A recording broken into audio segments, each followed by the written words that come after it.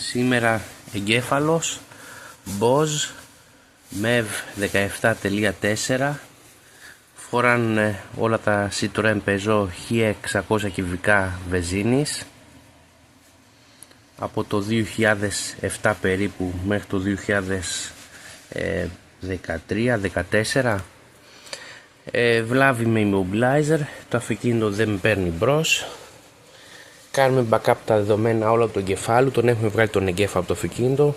Θα κάνουμε backup για να κάνουμε απενεργοποίηση το immobilizer ή αλλιώς κατάργηση του immobilizer ή αλλιώς ξεκλείδωμα εγκεφάλου, ώστε μετά από αυτό το αυτοκίνητο να κουμπώσει πάνω ο εγκέφαλος και να πάρει μπρος.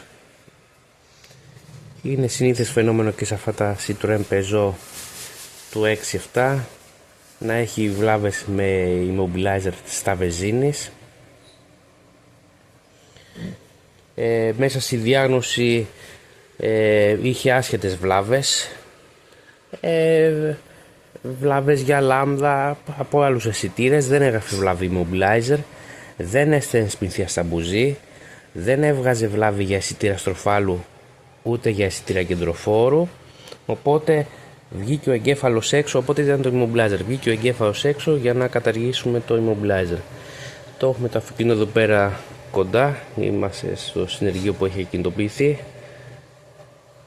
για να το κουμπώσουμε πάνω να δούμε που θα πάρει και μπρος. Ωραία, το κάναμε backup. Πάμε τώρα να το επεξεργαστούμε. Καταργημένο το immobilizer, επεξεργασμένο το αρχείο. Πάμε να το γράψουμε τώρα στον εγκέφαλο.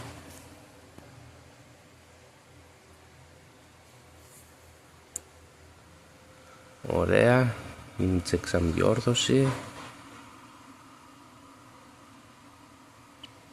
και θα ξεκινήσει τώρα να το γράφει.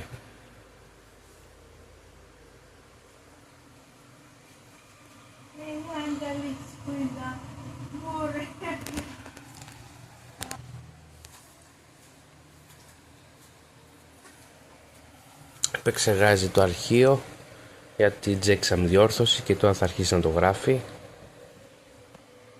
Ωραία.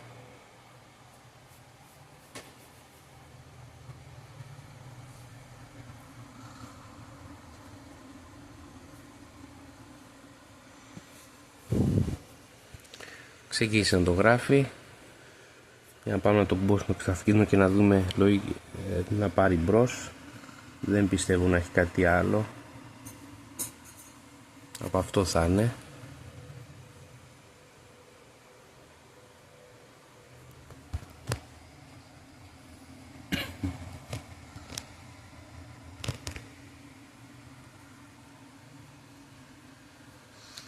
Σε αυτόν τον εγκέφαλο έχει μέσα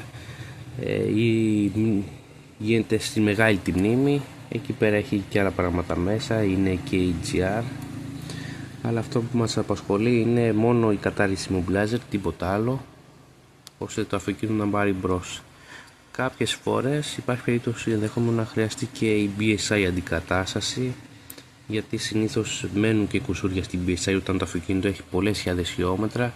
Μένουν κουρσούρια και στην BSI και δεν λειτουργούν φώτα, flash, κόρνα, alarm. Λόγω της παλαιότητας του μοντέλου έχει συμπιώσει κάποιες φορές ώρες λειτουργίας του και γι' αυτό παθαίνει τέτοιες βλάβες.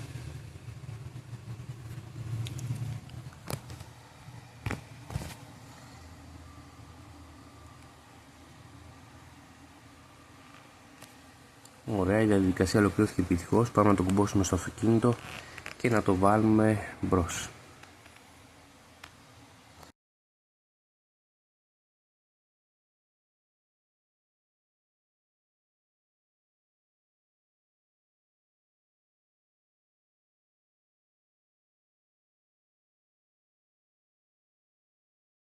Και τον εγκέφαλο πάνω στο αυτοκίνητο και παίρνει μπρος άψογο. Ήταν βλάβη immobilizer τελικά και δεν έπαιρνε μπρος.